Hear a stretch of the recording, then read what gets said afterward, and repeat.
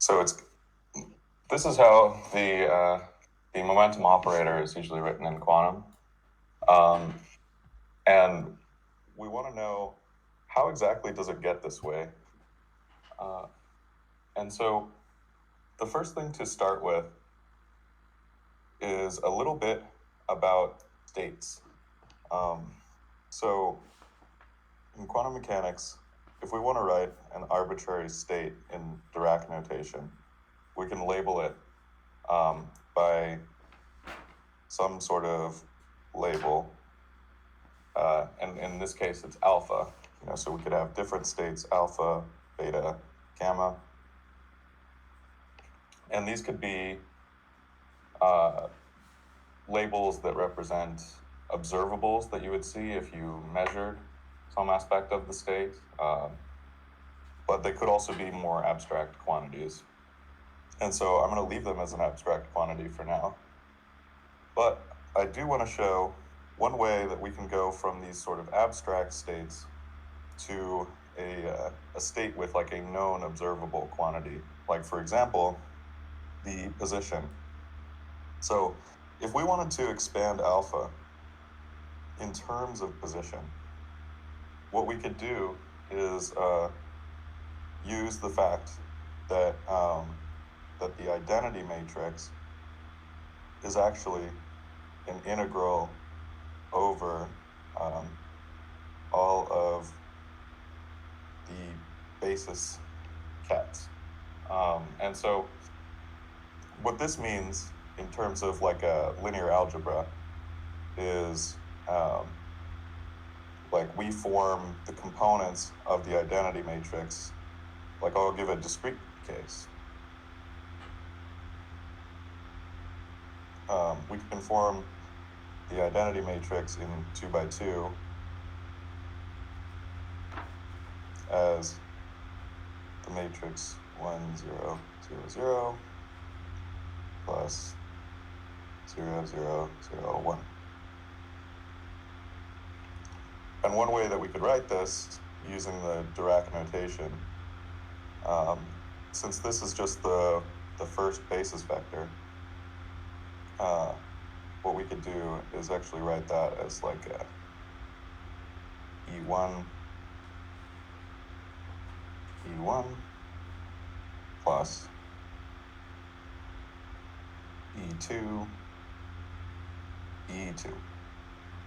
And so this gives us a way of sort of seeing the expansion in Dirac notation here as it's done in like linear algebra. So you just get the identity matrix by writing out like the individual components. And so what the ket here points to is the row, and what the bra here points to is the column.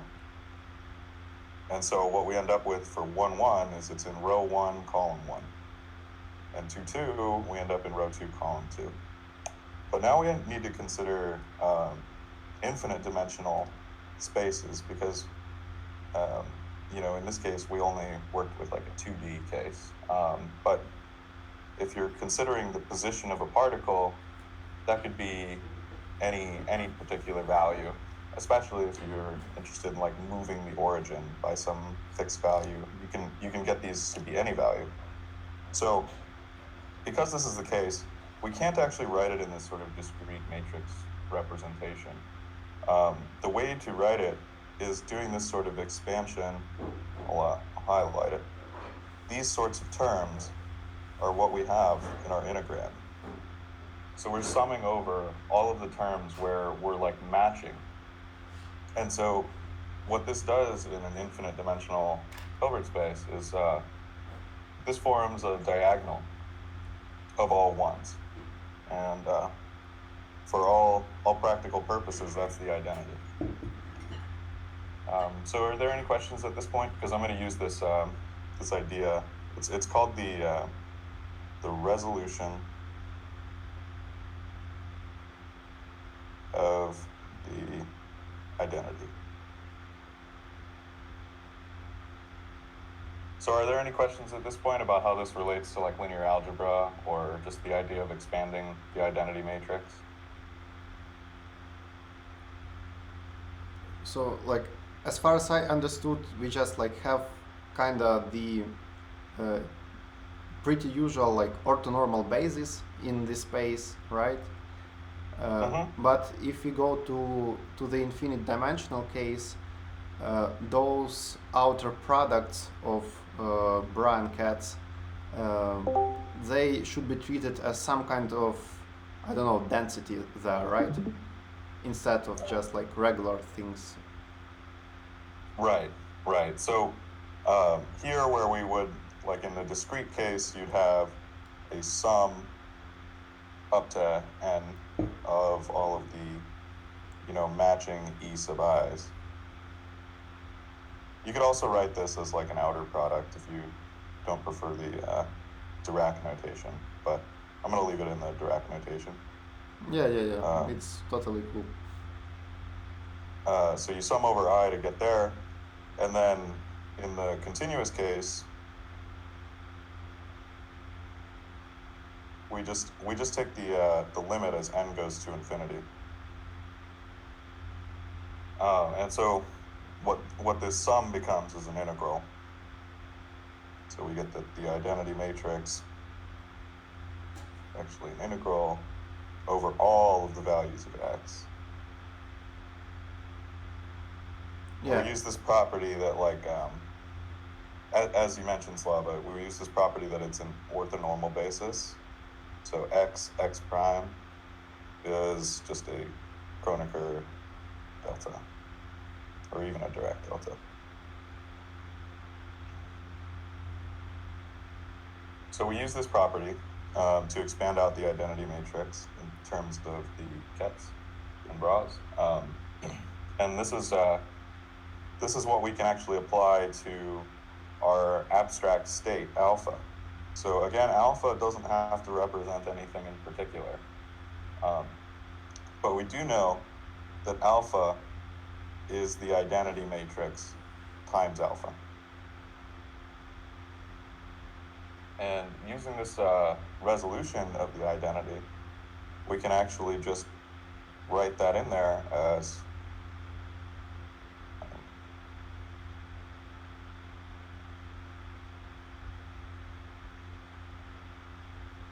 just like that. Where now we're doing like an inner product of x and alpha before we integrate. And so in most textbooks, like Griffith's Quantum and other books like that, they'll say psi of x is equal to x alpha.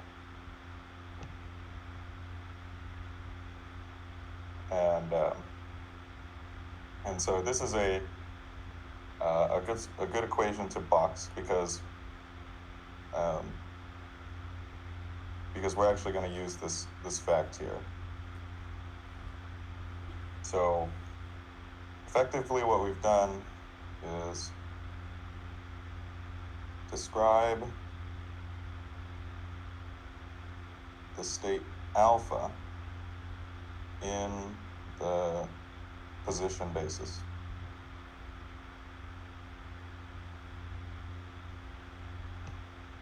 And to be clear, that projector thing, that identity expansion only works in an orthonormal basis. So this x infinite basis, each x state in that integral is orthonormal compared to all the others. Right. Yeah. So this is worth boxing as well. Thank you. Right there. So if x and x prime are different, then it'll be 0. If x and x prime are the same, then it'll be 1. So that expresses the orthonormality. So that's all I need to cover in terms of expanding a state in terms of another basis. So now we can move on to the transformations of a state. And so the way that states transform is by the application of unitary operators. And in the case of a spatial transformation, we can assume that an infinitesimal spatial transformation, u of dx, up to first order will be something like the identity minus I times a wave number times dx. And so I want to explain why we think that things will be of this form. Like, where does the I come from, and why did we think that it would be this sort of form? Well, particularly, we're going to have higher order terms here that will be like order of dx squared or higher. And if that's the case, and dx is truly infinitesimal, then dx squared is completely negligible. So we can abandon these higher order terms. And the actual form of this first order term comes from the conditions that we have to apply. And so those conditions are that U is unitary. So that means the complex conjugate transpose is actually the inverse of U. And so if we work out this condition, we'll see, okay, so we get 1 minus I, we need the complex conjugate, so we get plus I, and then k dagger dx equals U inverse. And then, secondly, that we also assume that the k's themselves are Hermitian. And these are some assumptions that are very common in quantum, and it's in order to preserve the like Clifford algebra structure or the Lie algebra. And so what happens there is just if we want to write quantities like what do we expect from k when we're in a state x, we get k, we get x. Can I just interrupt and ask a question? If my memory is serving me, U being unitary forces the probability wave function to integrate to 1. Is that why it has to be unitary? Yeah, that's definitely one reason why. There's a couple of ways to view it, but yeah. So what these end up doing is they like a unitary transformation is just like applying a complex number e to the I theta.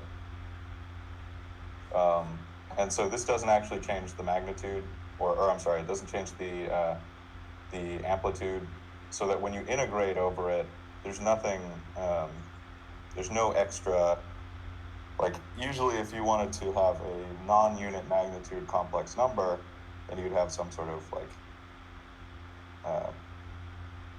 some quantity there, right? But the unitary transformations themselves are just the complex phase. Yeah, so like if you recall from chapter 13, it's actually like the more general form of the orthogonal transformations. And orthogonal transformations are kind of just rotations basically, or reflections if you take a look at the like second part of the orthogonal transformations. So, and unitary are the same orthogonal things but in complex case. And in this case, those transformations, they will just kind of preserve the inner product or vector lengths that are like in the space. Mm-hmm. Okay, so So is everything good with assuming that the infinitesimal transformation is of this form? I'll rewrite it again at the bottom. So just again to reiterate, we can neglect anything order of dx squared because it's infinitesimal, and the minus I just comes in there because of this unitarity and hermicity condition.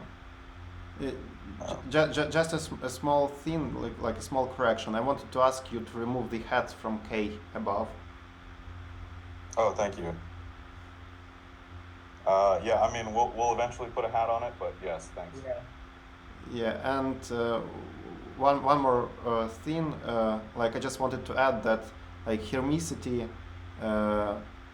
is connected with like quantum measurements, and basically it guarantees that we will get real quantities while measuring things. Because like all eigenvalues will be real in that case. Is anyone recording this, by the way? Yes. Oh, thank you. Okay. So if we can continue with the infinitesimal spatial transformation being of this form, just start with here as our starting point, then we can start to make some substitutions, and that's that this k should behave something like a wave number. And that's just so that we end up with something that's dimensionless when we do k dx. So we end up with like a phase difference for this. So k dx is like 2 pi at dx over lambda, and that's dimensionless. So when treating the k as a wave number, it's only sensible to pick a wavelength that is in agreement with the de Broglie wavelength. So if we look at the de Broglie relation, we get 2 pi over lambda is equal to p over h bar. So substituting this in, what we end up with for u of dx is equal to 1 minus I p over h bar dx. And so this is the point where we've first sort of snuck p in. And now we can actually start to do some math and see, well, what does this do to the state in the position basis? Sorry, so if we apply... Can you remind me that U hat operator is like the translational operator in space, right? Mm-hmm. And it acts like infinitesimally, right? So it's like the element of the Lie algebra, basically. Yes. Yeah, so infinitesimal spatial translation. Yeah, and that just means that if we take the exponent to the power of that operator, we will get like the corresponding non-infinitesimal, like the global operator on the Lie group manifold, basically, or maybe our space. It's close. We wouldn't do like e to the u. What we do actually is like an infinite product of u of, let's just say, x over, and well, yeah, I'll just write it like this. Yeah. So you you will make like a lot of products, a lot of small infinitesimal translations to make a bigger one. Yeah. So like this is the sort of thing. Right? We got an infinite product of infinitesimal steps, and that gives us a finite step. And then this is the thing that we can represent as the exponential, as you're talking about. Yeah, and that's like the exact eigenfunction for the like momentum operator we've seen on the previous call at the end of it. Okay, so I think we're about ready to apply this to a state alpha. So we've got, and just so as to not confuse the dx within the transformation from the dx within the integral, I'm going to write it as a lowercase delta.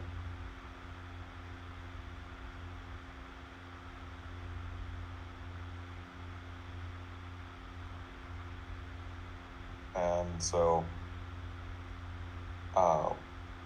we're going to apply this after expanding in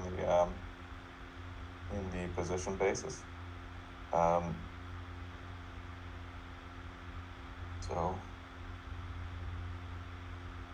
let's say u of delta x acting on x alpha. So this is just using that resolution of the identity that we had earlier. We've got this x outer product. And so on the right-hand side here, we know what this operator should do to a position ket, because u of delta x acting on x, it should preserve its magnitude and just shift it over by delta x. So what we should end up with is x plus delta x.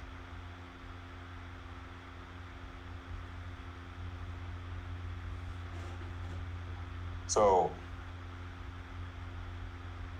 when we see it applied here in the integrand, we can actually make that substitution. And so I'll rewrite that. Integral over dx of x plus delta x. And we still have x alpha.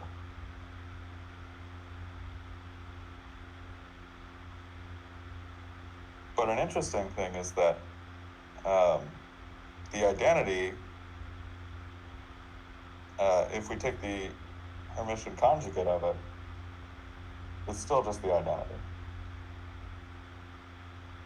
And so in each one of these terms here, we can actually take a conjugate of it. But the way in which we do that would actually include a minus sign on the dx. Because, okay, there's another way that I can explain this. So we could do this with a Hermitian conjugate, or we could rename x. So if we say let x prime equal to x plus delta x, right? Well, now x is equal to x prime minus delta x. So that's probably a little simpler than trying to do the math of. So just the substitution, and that's it. Yeah, so now we're going to integrate over dx prime, and then in this one we've got x prime, and then we've got x prime minus delta x alpha. And so notice that we still haven't even done anything to alpha. We've just expanded out in the position basis, and now we're doing all of our operations on the position basis kets. So here's the point where I will rewrite it a little bit more neatly because we're running out of space here. Yeah. So we'll say u of delta x acting on the ket alpha is equal to the integral of dx prime, x prime minus delta x alpha. Okay, so this is where we'll pick up from. And so now I want to substitute on the left-hand side what this operator actually is. And that's for the infinitesimal transformation. That's 1 minus I p over h bar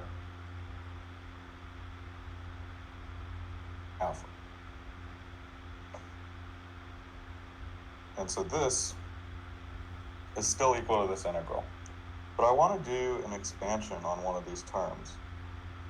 So recall I mentioned earlier that psi of x is x alpha.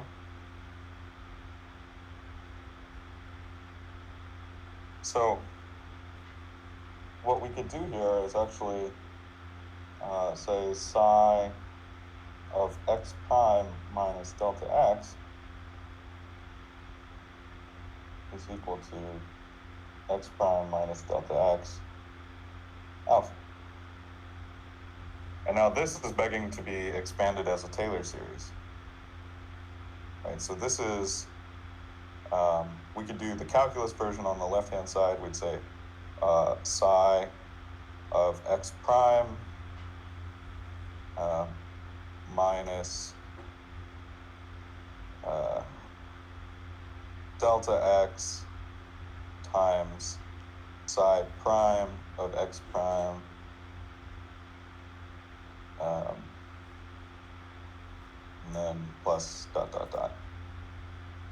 Well, the way that we would do this here is actually just the same way. We'd end up with psi of x prime,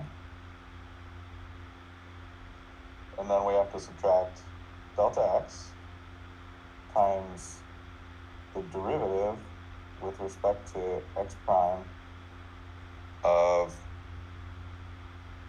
x prime alpha. Everyone follow this step? Is this okay, the Taylor expansion?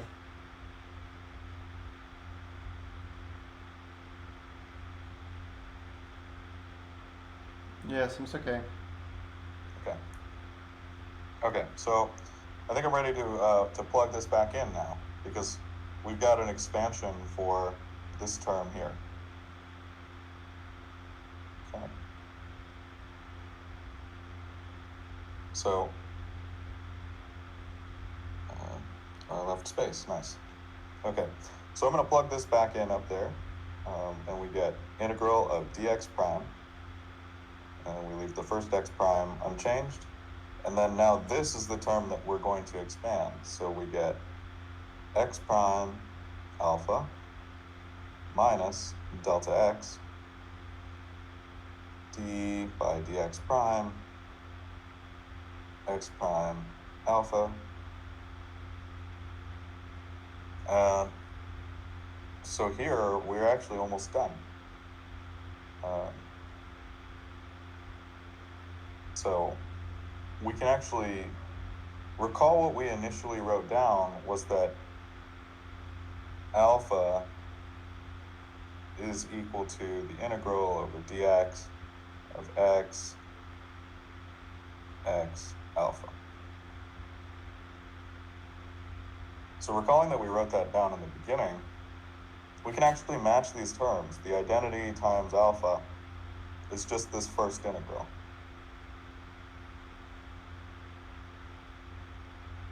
And so matching the second term, what we end up with is minus I p over h bar alpha is equal to minus the integral of dx prime x prime, and we get delta x d by dx prime x prime alpha. Okay, and then from here, we can actually just solve for p, or well, we want to solve for p alpha. And the way that we do that is, so first get rid of the minus sign, and we get h bar over I. Sorry, Joe, it seems that you lost your dx from the p side, right? Oh, thank you. Yes. Yeah, I dropped it up here. Appreciate that. Thanks. Okay. So we still need it here. It's P over H bar delta X. Okay. Yeah, thanks for pointing that out. Yeah. So now we bring everything over, so we get H bar over I, and then we've also got like a 1 over delta X. And then we got the integral of dx prime, x prime, still same thing, delta x d by dx prime, x prime alpha. Well, we can actually cancel this delta x with this delta x because it's just a constant, so we can pull it out of the integral. And then lastly, we can move the I up. So, 1 over I is minus I. So we get minus I H bar integral dx prime x prime d by dx prime x prime alpha. And then, so from here,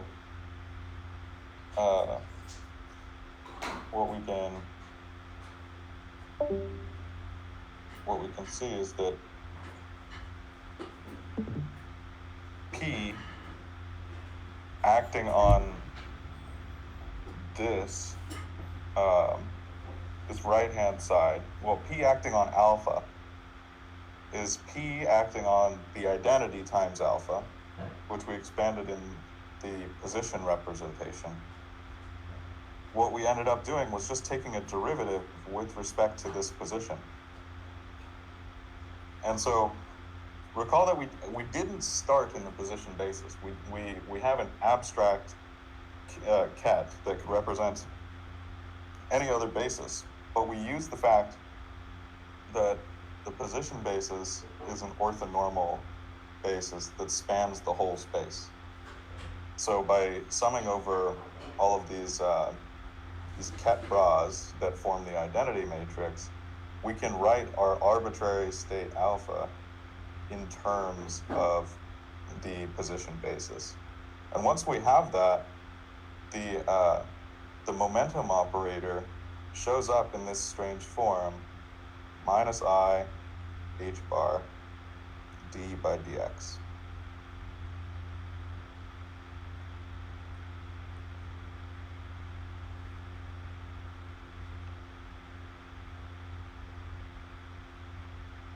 Yeah, nice. But there is really subtle thing here, like changing or like swapping the order of the integral with the derivative here, right? Well, so where it comes in, like yeah, thank you for asking that question. It's this is a partially incomplete discussion because if I wanted to get this full result isolated on its own, then really what I'd want to do is project this onto a particular ket, or so we'd say x p alpha, right? And then we'd get minus I H bar integral dx prime x prime d by dx prime x prime alpha,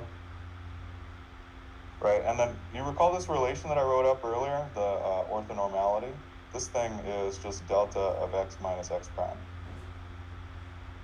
Mm-hmm. And so if this is the case, then anywhere that you see an x prime, we'll substitute that with x, and we've done the integral. So really what we end up with is x p alpha is equal to minus I H bar d by dx x alpha. So thank you for asking, Slava. That this is the more complete way to do it. Mhm. But I just wanted to isolate that operator. Yeah, and we will see on the next call that position basis is actually a really tricky one, because all of those position vectors we have there are actually delta functions. Mm-hmm.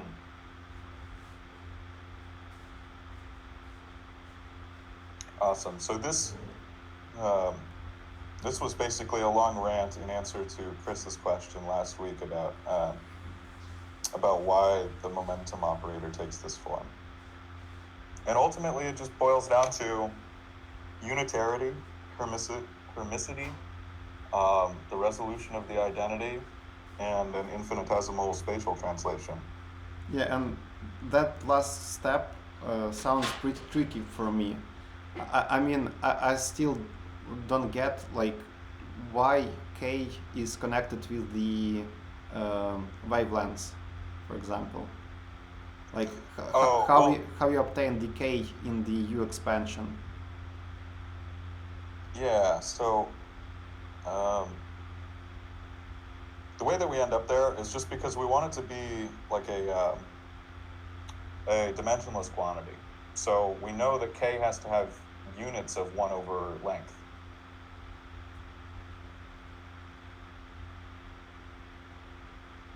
So a sort of natural choice for the quantity with units of 1 over length is wave number. Yeah, okay, but like that mm, units argument seems like pretty tricky here, right? So I think there must be like some uh, maybe how to say that, like nature argument here, like why exactly it should be the wavelengths. Maybe there should be some reasons, like I don't know, connected with experiments or something. Yeah, I see what you mean. For the most part, like I think a lot of quantum books do just make the dimensional argument, just because dx here is in units, Yeah, and yeah. the unitary operator has no units. So this just has to be 1 over length. Yeah, but Um, that scene is really crucial. So if you like fit up the wavelengths here, you kind of got it. right, right. Yeah, we use the de Broglie relation. So I think the way to dig deeper into it is why is the de Broglie relation the way it is? And Yeah, I think and that's even further complicated because it comes up just from an energy relation. yeah. I think this small presentation would be really uh, like connected to the material from the next two chapters, or maybe even like for the later chapters, where we will talk more about the Lie algebras and the symmetries of the like standard model, etc. So I think we will understand the things happening here on the screen in more elaborate terms, but later. Well, sweet, yeah. Maybe you could split out this video into its own and link it into the relevant chapter channel. Just an idea. I will share the link. Yeah. All right. Well, thank you for listening, everyone. Yeah. Thank you, Joe, for the presentation. Maybe someone has any questions.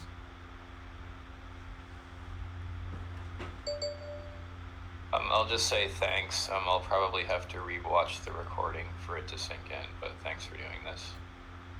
Yeah, you're welcome. I think my notes in LaTeX are a little bit more coherent than this was, but yeah, I guess this is doing it live. It's always I have one other question. Is there some sort of special relationship between unitary and Hermitian matrices? Like, I feel like I remember at some point doing a derivation where you start with like a unitary matrix or a unitary operator acting on a state. You can somehow derive the need for like another matrix to be Hermitian somehow. I know that's really vague, but I recall there's like some sort of special relationship there. Well, in this case, I mean, yeah, so I'll just go to the bottom. In this case, what happens is if we have like u is equal to 1 minus I k dx, then u dagger is 1 plus I k dagger dx, and u dagger u is equal to u inverse u, which is equal to the identity. So what we end up with is 1 plus I k dagger dx, 1 minus I k dx is equal to the identity. And so keeping only terms that are up to order in x squared, we get 1 minus I times k minus k dagger dx equals 1. So you see what happened there? Is like we just get the identity on the left-hand side minus something equals the identity on the right-hand side. And so this only works if k is equal to k dagger.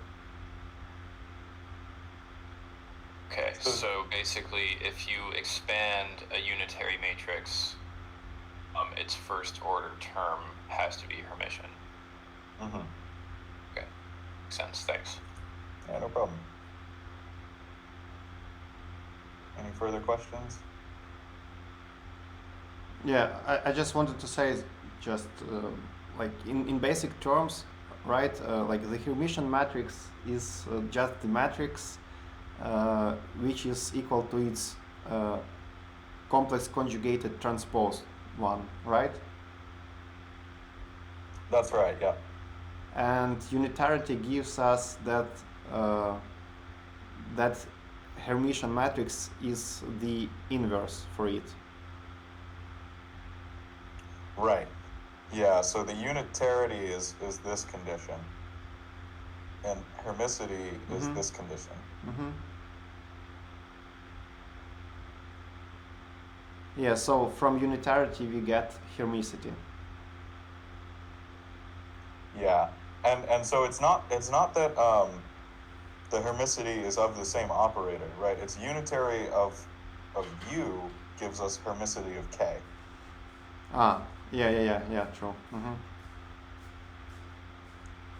So, and you here, I'm just thinking that you here must be the element of the Lie group probably, and k is the element of the Lie algebra. So probably just says if we have like unitary Lie group, then we will have like Hermitian Lie algebra or something.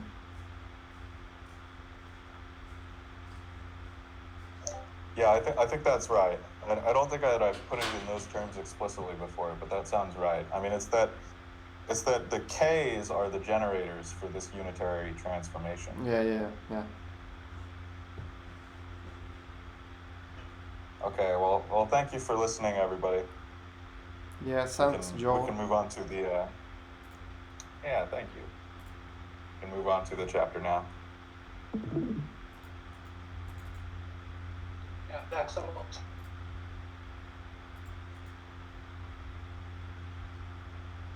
Yeah, one moment. Need to stop the recording somehow.